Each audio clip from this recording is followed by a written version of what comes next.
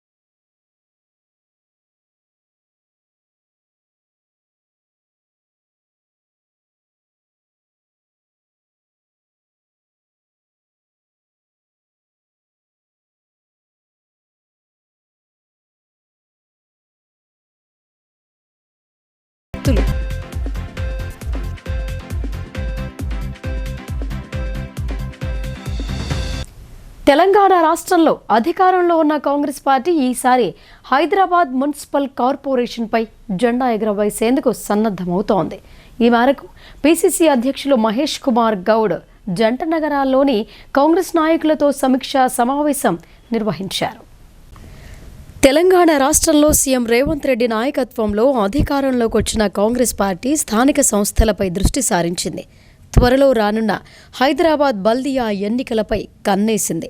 ఎట్టి పరిస్థితుల్లోనూ హైదరాబాద్ మున్సిపల్ కార్పొరేషన్పై కాంగ్రెస్ జెండా ఎగురవేయాలి అన్న లక్ష్యంతో పిసిసి అధ్యక్షులు బొమ్మ మహేష్ కుమార్ గౌడ్ నేతృత్వంలో కసరత్తు మొదలైంది. ఈ క్రమంలో సోమవారం నాడు గాంధీ భవన్లో కాంగ్రెస్ పార్టీ సమీక్షా సమావేశం మహేష్ కుమార్ గౌడ్ అధ్యక్షతన సమావేశం జరిగింది. ఈ సమావేశానికి కాంగ్రెస్ పార్టీ శ్రేణులు భారీగా తరలివచ్చారు. కార్యకర్తలు, నాయకులు సమిష్టిగా ఎన్నికల్లో కృషి చేస్తూ కాంగ్రెస్ సత్తా చూపెట్టాల్సిన అవసరం ఉందని పిలుపునిచ్చారు. ఇంకా ఈ సమావేశంలో AICC incharge Deepadas Munshi, mayor, deputy mayor, మాజీ ఎంపీ అజారుద్దీన్, మాజీ ఎంపీ అంజన్ కుమార్ యాదవ్ తదితరులు పాల్గొన్నారు. తెలంగాణలోనే వారాహి ఆలయం ఎక్కడా లేదని అర్బన్ ఎమ్మెల్యే ధనపాల్ సూర్యనారాయణ అన్నారు. ఇది కాశీలో మాత్రమే ఉందని అన్నారు. వెంచర్ సభ్యుల సహకారంతో మంచాల జ్ఞానేందర్ ఇంతటి మహత్కార్యాన్ని జరుపుతున్నందుకు ఎంతో ఆనందంగా ఉందని అన్నారు. నగరంలోని అమ్మ వెంచర్లో శ్రీ అమ్మ వారాహి విగ్రహ ప్రతిష్టాపన సందర్భంగా వెంచర్ సభ్యులతో పాటు మంచాల జ్ఞానేందర్ దంపతులు భూమి పూజ కార్యక్రమాన్ని నిర్వహించారు. ఈ కార్యక్రమంలో ముఖ్య అతిథిగా హాజరైన నగర ఎమ్మెల్యే ధన్పాల్ సూర్యనారాయణ గుప్తా భూమి పూజ చేశారు. అనంతరం ఆయన మాట్లాడుతూ తెలంగాణలో వారాహి విగ్రహం ఎక్కడా లేదని, ఇది కాశీలో మాత్రమే ఉందని చెప్పారు. వెంచర్ సభ్యుల సహకారంతో జ్ఞానేందర్ ఇంతటి మహత్కార్యాన్ని జరుపుతున్నందుకు ఎంతో ఆనందంగా ఉందని అన్నారు. అమ్మ వెంచర్లో వారాహి మాత విగ్రహ ప్రతిష్టాపన ఫిబ్రవరి నెలలో జరగనుందని, ఈ సందర్భంగా భూమి పూజ చేసినందుకు ఒక హిందువుగా గౌరవిస్తున్నానని ధన్పాల్ సూర్యనారాయణ పేర్కొన్నారు. తల్లి దయ ఉంటే అన్నీ ఉన్నట్లేనని అన్నారు. అమ్మ వెంచర్లో వారాహి మాత విగ్రహం మరియు రానున్న రోజులలో ఆలయ నిర్మాణం కూడా కొనసాగాలని ఆశించారు. ప్రజలు సుఖ సంతోషాలతో ఉండాలని కోరుతున్నట్లు ధన్పాల్ సూర్యనారాయణ గుప్తా తెలిపారు. ఇంకా ఈ కార్యక్రమంలో మంచాల జ్ఞానేందర్ దంపతులతో పాటు వెంచర్ సభ్యులు మరియు పండితులు పాల్గొన్నారు.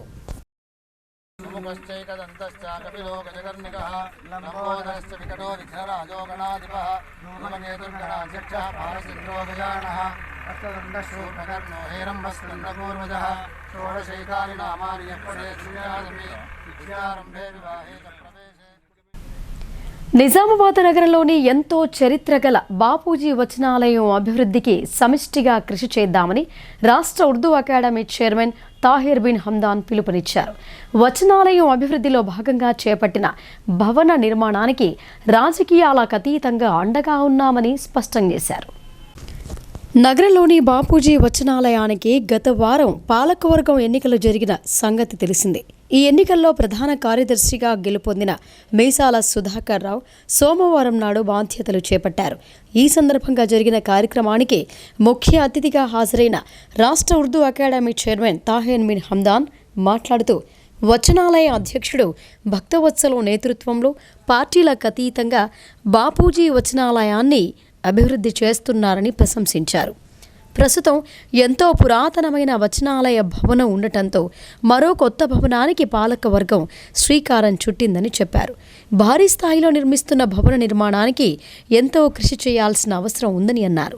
నిధుల కోసం పాలకవర్గ సభ్యులు ఆందోళన చెందాల్సిన అవసరం లేదని తాహిర్ బిన్ హమ్దాన్ భరోసా ఇచ్చారు. పార్టీలకు అతీతంగా అందరం మీ వెంట ఉంటామని హామీ ఇచ్చారు. ఇంకా ఈ కార్యక్రమంలో బాపూజీ వచనాలయం అధ్యక్షులు భక్తవత్సలం, మాజీ అధ్యక్షులు బంటు రాజేశ్వర్, శేఖర్ గౌడ్ మరియు సభ్యులు పాల్గొన్నారు. దీనికి ఒక చరిత్ర ఉన్నటువంటి వచనాలయానికి ఆ రోజు స్వాతంత్రం కన్నా ముందు దీన్ని ఏర్పాటు చేసుకున్నటువంటి పరిస్థితులు, తద్వారా ఇప్పుడే చాలామంది పెద్దలు చెప్పినట్టుగా నూతనంగా భక్తవత్సలం గారి అధ్యక్షుడు అయిన తర్వాత వారితో పాటు వారి కార్యవర్గం, ముఖ్యంగా ఉపాధ్యక్షులు దాస్ గారు, కార్యదర్శి సుధాకర్ గారు, వారి జిల్లాలోని ఆయా ప్రాంతాల్లో అంగరంగ వైభవంగా అయ్యప్ప స్వామి సామూహిక మహాపడి పూజలను నిర్వహిస్తున్నారు. అయ్యప్ప స్వామి పాటలు, కీర్తనలతో పూజా మండపాలు మారుమ్రోగుతున్నాయి.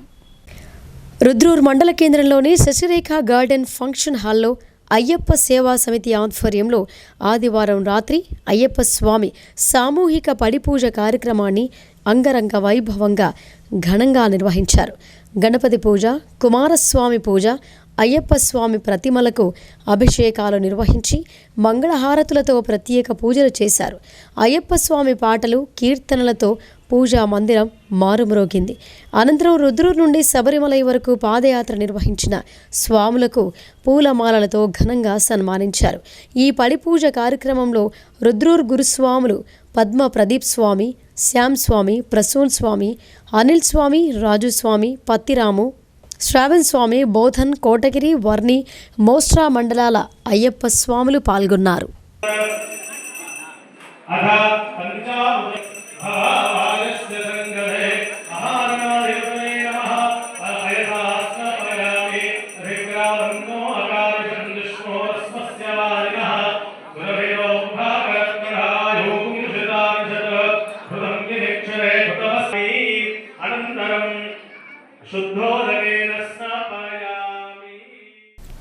కాంగ్రెస్ పార్టీ అధికారంలోకి వచ్చిన తర్వాత ఒక్క బీసీ గురుకుల పాఠశాల కూడా ఏర్పాటు చేయలేదని ఎమ్మెల్సీ కల్వకుంట్ల కవిత ధ్వజమెత్తారు.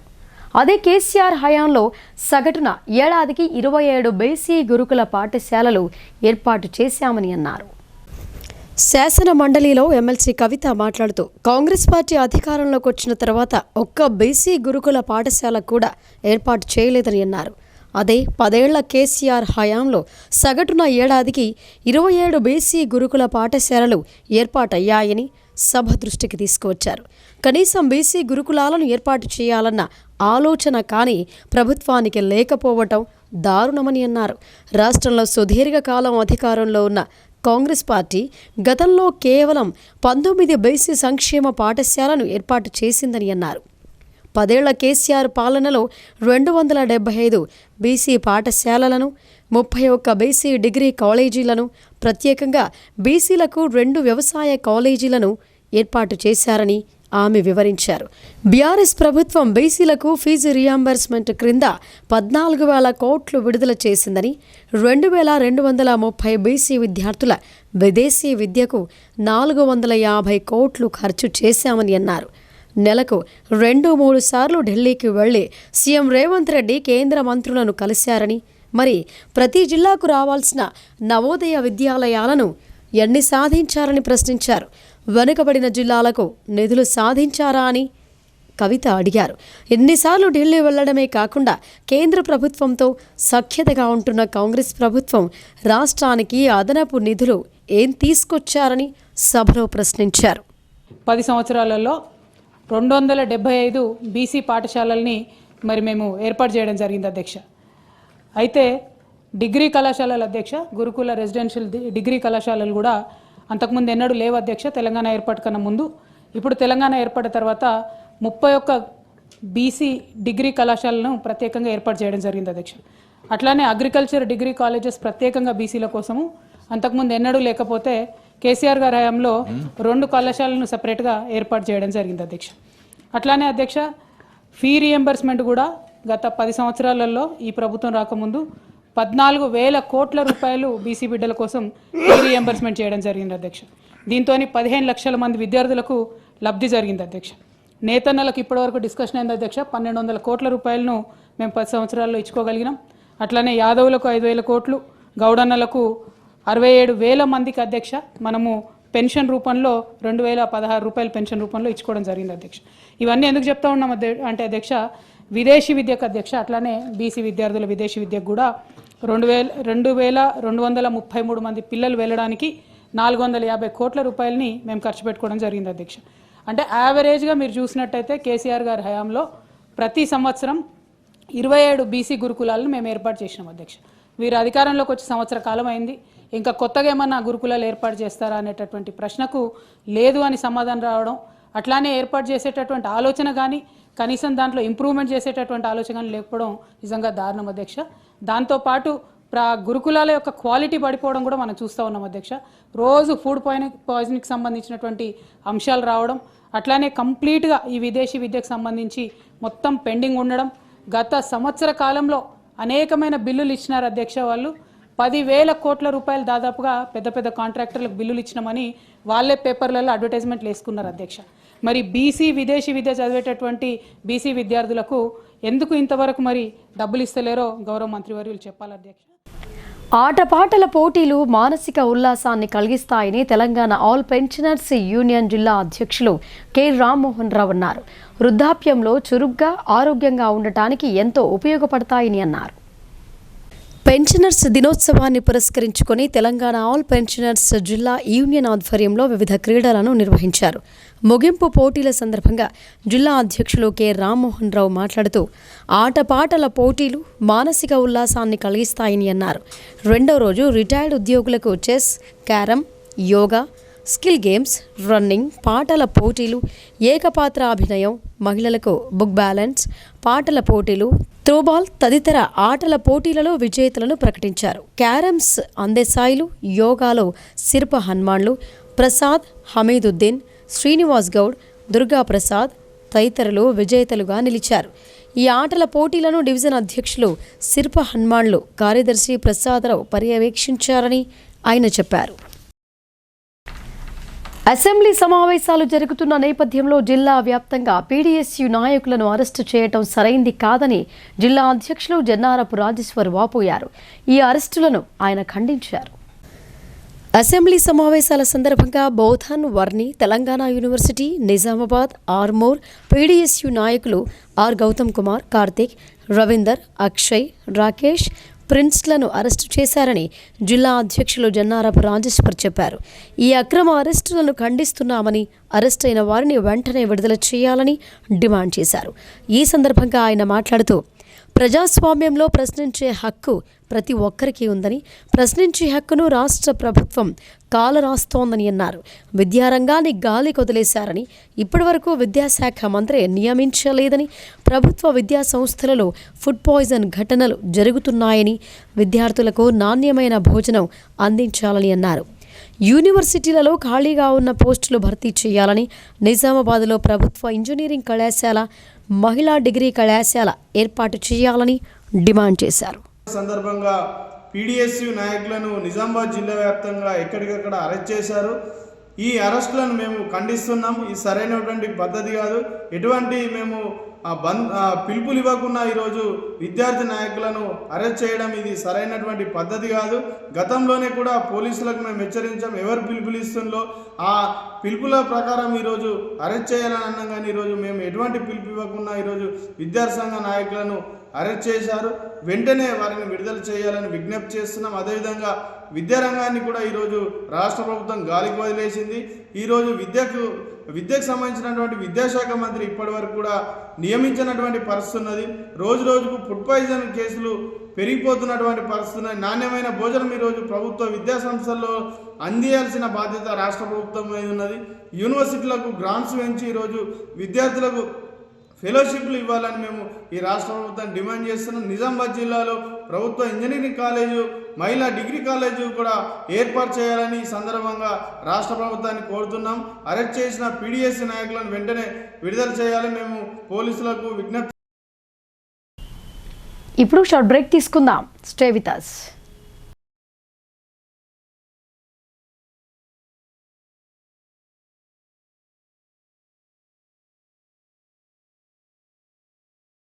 తెలంగాణలో మొట్టమొదటిసారిగా అధునాతన పద్ధతిలో నరాల, మానసిక, sex, alcohol, fits treatment, AC intensive care unit ఇప్పుడు మన నిజామాబాద్ లో doctor B Keshavulu MD psychiatry, Osmania గారి ఆధ్వర్యంలో అన్ని సదుపాయాలు గల అత్యాధునిక అతిపెద్ద హాస్పిటల్ ప్రారంభించబడ్డది. గమనిక, ఆధునిక ఏసీ వార్డు, అత్యంత విశాలమైన భవనం, అన్ని నరాల మానసిక సమస్యలకు మరియు ఆల్కహాల్ ను మాన్పించుటకు అడ్మిషన్స్ సౌకర్యం గల తెలంగాణలోనే అతిపెద్ద hospital doctor Keshavulu hospital, bus stand ఎదురుగా లైన్, ఖలీల్వాడి.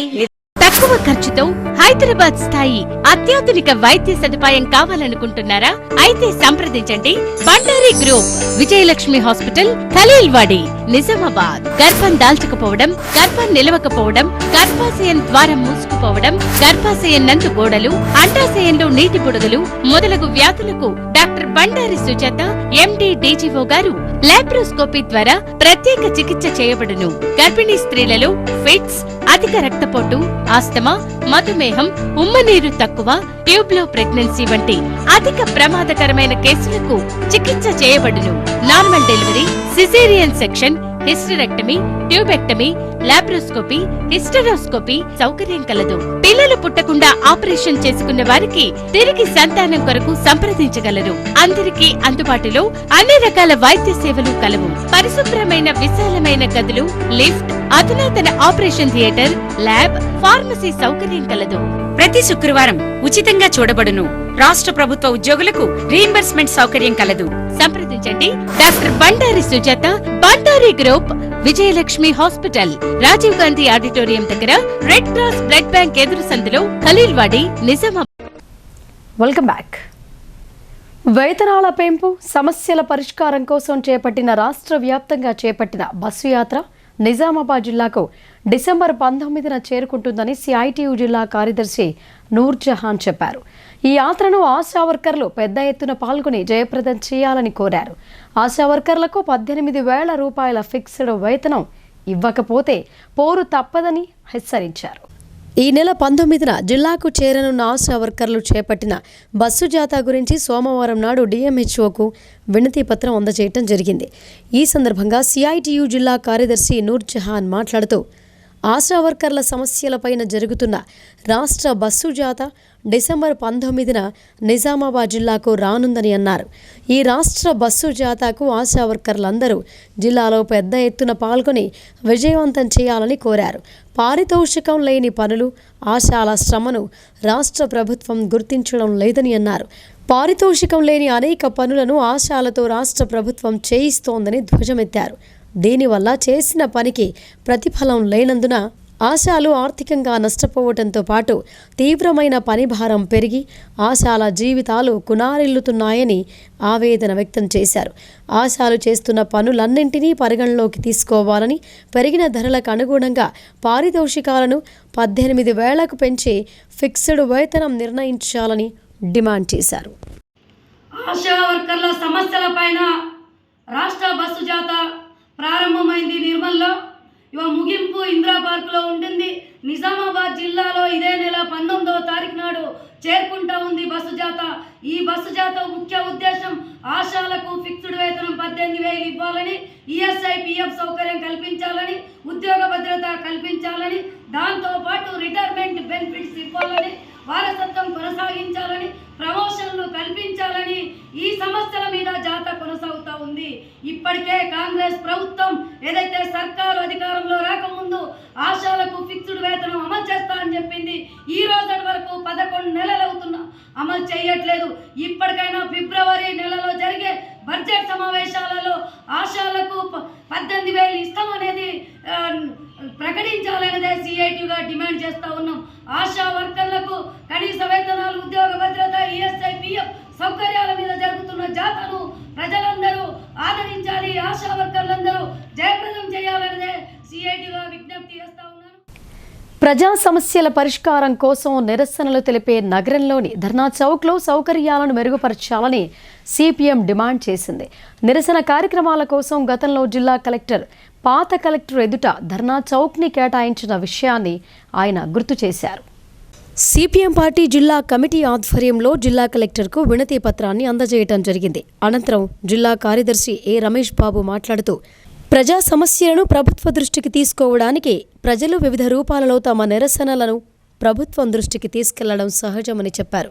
రాష్ట్రంలో ఎక్కడా లేని విధంగా నిజామాబాద్ జిల్లా కలెక్టరేట్ దగ్గర ప్రజలు నిరసన వ్యక్తం చేయకుండా అధికారులు పోలీసుల ద్వారా నియంత్రణ చేస్తూ ఎవరూ కలెక్టరేట్ దగ్గర నిరసన వ్యక్తం చేయకుండా నోటీసులను ఇస్తూ కేసులను బనాయిస్తున్నారని ఆవేదన వ్యక్తం చేశారు. అయితే గతంలో జిల్లా కలెక్టర్ పాత కలెక్టర్ ఎదుట ధర్నా చౌక్ని కేటాయించినప్పటికీ సౌకర్యాలు లేకుండా ప్రజల నిరసనలు ఎవరికీ కనబడకుండా 4 గోడల మధ్య బంధించినట్టుగా ఉందని అన్నారు. అయినా ఆ స్థలాన్ని చదును చేసి ప్రజలకు త్రాగునీటి సౌకర్యాన్ని, మహిళలకు పురుషులకు విడివిడిగా టాయిలెట్లను ఏర్పాటు చేయాలని, అదేవిధంగా నిరసన వ్యక్తం చేయడానికి షెడ్డును నిర్మించి ఇవ్వాలని ఆయన డిమాండ్ చేశారు. లేని ఎడల కలెక్టరేట్ వద్ద ప్రజలు నిరసన వ్యక్తం చేయడానికి అవకాశం కల్పించాలని ఆయన కోరారు. అధికారులు వెంటనే జోక్యం చేసుకుని వసతులు కల్పించని ఎడల వివిధ రాజకీయ పార్టీలు, ప్రజా సంఘాల ఆధ్వర్యంలో ఆందోళన చేయాల్సి వస్తోందని ఆయన తెలిపారు. ఈ కార్యక్రమంలో సిపిఎం జిల్లా కార్యదర్శి వర్గ సభ్యులు పెద్ది వెంకట్రాములు, నూర్జహాన్ తదితరులు పాల్గొన్నారు. నిజామాబాద్ జిల్లాలో ప్రజా సమస్యలు చెప్పుకోవటానికి రాష్ట్రంలో ఎక్కడా లేని పద్ధతుల్లో నిజామాబాద్లో ఆంక్షల్ని విధించడంతో ఈరోజు ప్రజలు తమ సమస్యల్ని చెప్పుకోవటానికి కలెక్టరేట్కు వచ్చి తమ నిరసనను వ్యక్తం చేసేటువంటి అవకాశం లేకుండా జిల్లా అధికారులు, పోలీసు యంత్రాంగం ఇబ్బందులు పెడుతున్నటువంటి పరిస్థితి ఉన్నది.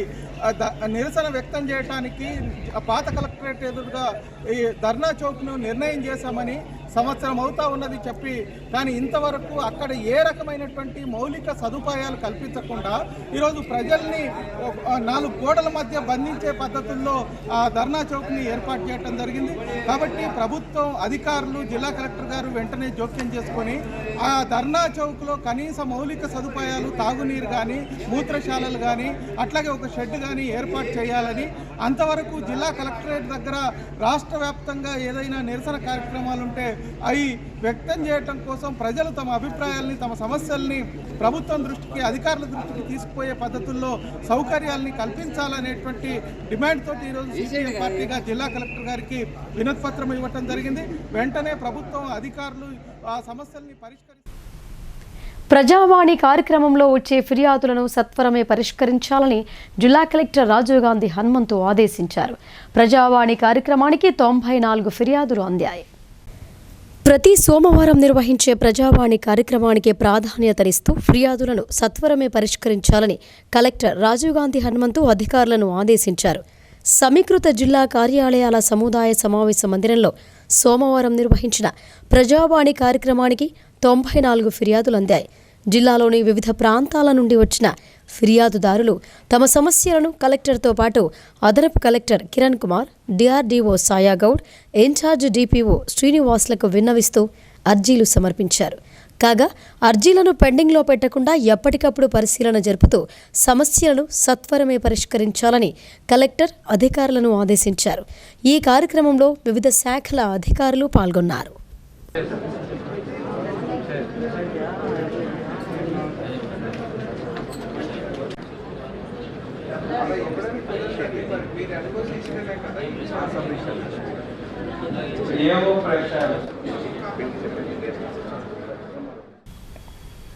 వేల్పూర్ మండల కేంద్రంలో సంత మల్లన్న జాతర ఉత్సవాలు ఘనంగా జరిగాయి. ఉదయం స్వామివారికి అభిషేకం, పూజా కార్యక్రమంలో నిర్వహించారు. అనంతరం జాతర ఉత్సవాలు జరిగాయి. వేల్పూర్ మండల కేంద్రంలో అంక్సాపూర్లో ప్రతి ఏడాది ఆనవాయితీగా నిర్వహించే సంత మల్లన్న జాతరను సోమవారం నాడు నిర్వాహకులు అంగరంగ వైభవంగా నిర్వహించారు. ఉదయం స్వామివారికి అభిషేకము, హారతి, భక్తులకు ప్రసాద వితరణ చేపట్టారు. అనంతరం రథోత్సవ కార్యక్రమం నిర్వహించడం జరిగిందని ఆలయ కమిటీ వారు తెలిపారు. సంత మల్లన్న జాతరకు వేల్పూర్ మండలానికి చుట్టుప్రక్కల ఉన్న గ్రామాల ప్రజలు అధిక సంఖ్యలో పాల్గొన్నారు. ఈ కార్యక్రమంలో ఆలయ కమిటీ సభ్యులు భక్తులకు ఏర్పాట్లను పర్యవేక్షించారు.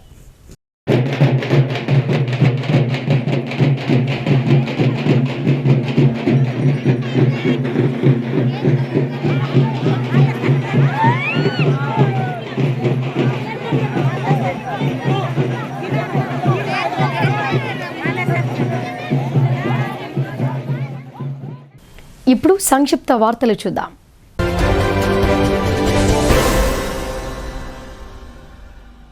నిజామాబాద్ నగరంలోని మారుతినగర్లో గల స్నేహ సొసైటీ దివ్యాంగుల పాఠశాలలో జిల్లా పరిషత్ మాజీ చైర్మన్ దాదన్నగారి విఠలరావు తన మనుమడు సాయినేని భార్గవ్ జన్మదిన వేడుకలను నిర్వహించారు.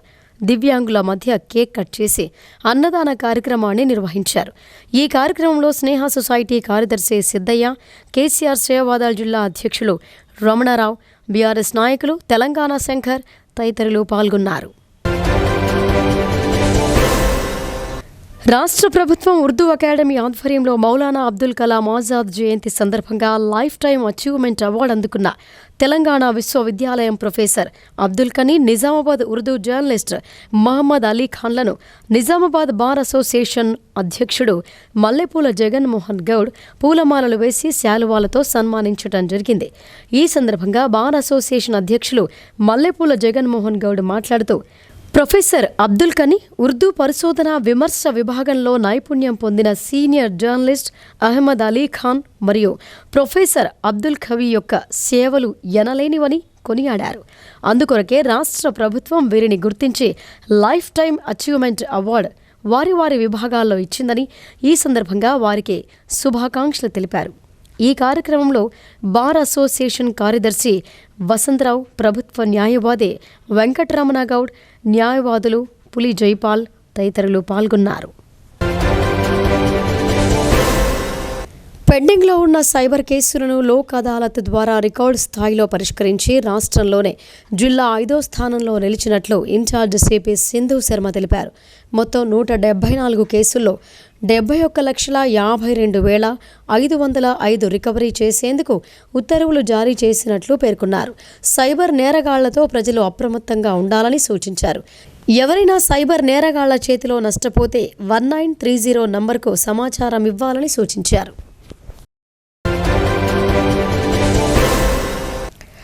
పొలం డబ్బుల విషయంలో జరిగిన గొడవలో ఓ మహిళ చెరువులో దూకి బలవన్మరణం చెందినట్లు మోపాల్ ఎస్ఐ యాదగిరి గౌడ్ చెప్పారు. నాల్కల్ గ్రామానికి చెందిన పోసాని 2 రోజుల క్రితం పొలం డబ్బుల విషయంలో భర్తతో గొడవ పెట్టుకుంది. అనంతరం ఇంటి నుంచి వెళ్లిన వృద్ధురాలు తిరిగి రాలేదు. నిన్న చెరువులో మృతదేహం తేలియాడటంతో జాలర్లు గమనించి పోలీసులకు సమాచారం అందించారు. ఘటనా స్థలానికి చేరుకున్న మోపాల్ ఎస్ఐ యాదగిరి గౌడ్ మృతదేహాన్ని మార్చూరికి తరలించి దర్యాప్తు చేపట్టారు. నిజామాబాద్ నగరంలో వ్యభిచార గృహంపై టాస్క్ ఫోర్స్ పోలీసులు దాడులు నిర్వహించారు. విశ్వసనీయ సమాచారం మేరకు ఇన్ఛార్జ్ సిపి సింధు శర్మ ఆదేశాలతో టాస్క్ ఫోర్స్ ఏసీపీ నరేంద్రచారి తన సిబ్బందితో కలిసి పాంగ్రా బోర్గాం ప్రాంతంలో దాడులు నిర్వహించారు. ఈ దాడిలో 3 మహిళలు, 1 వెటుడిని అదుపులోకి తీసుకోగా 3,500 నగదును సీజ్ చేశారు. అనంతరం 4వ టౌన్లో అప్పగించారు. నిజామాబాద్ జిల్లా వేల్పూర్ మండలం వాడి గ్రామానికి చెందిన సుంకరి గంగాధర్ సమర్పించిన పరిశోధనకు గాను ఉస్మానియా విశ్వవిద్యాలయం డాక్టరేట్ పట్టా ప్రకటించింది. సారంగపూర్ జిల్లా పరిషత్ ఉన్నత పాఠశాలలో తెలుగు స్కూల్ అసిస్టెంట్గా పనిచేస్తున్న సుంకర గంగాధర్ తెలంగాణ స్మృతి కవిత్వం సమగ్ర పరిశీలన అనే అంశంపై సిద్ధాంత గ్రంథాన్ని సమర్పించారు. ప్రసిద్ధ కవి పరిశోధకుడు డాక్టర్ నాళేశ్వరం శంకరం సుంకరి గంగాధర్ పరిశోధనకు పర్యవేక్షకునిగా వ్యవహరించారు. ఈ సందర్భంగా ఉస్మానియా విశ్వవిద్యాలయం తెలుగు శాఖ అధ్యక్షులు ఆచార్య సాంగి కమలాకర్ శర్మ, ఉస్మానియా ఆర్ట్స్ కళాశాల principal Acharya Chintakindi Kasim, doctor Raghu, Acharya Varijarani, doctor Salla Satyanarayana, D Gopal, Ganapuram Devender, doctor Bhagyalakshmi తదితరులు గంగాధర్ను అభినందించారు. ఇక వార్తలు ముగించే ముందు హెడ్లైన్స్ మరొకసారి.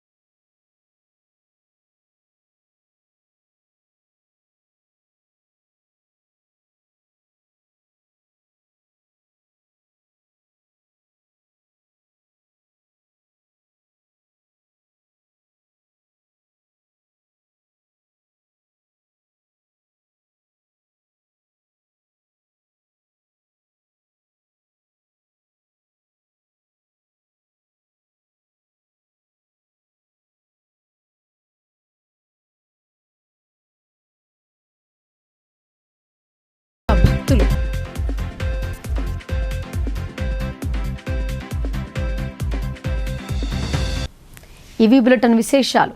చూస్తూనే ఉండండి భారతీ న్యూస్.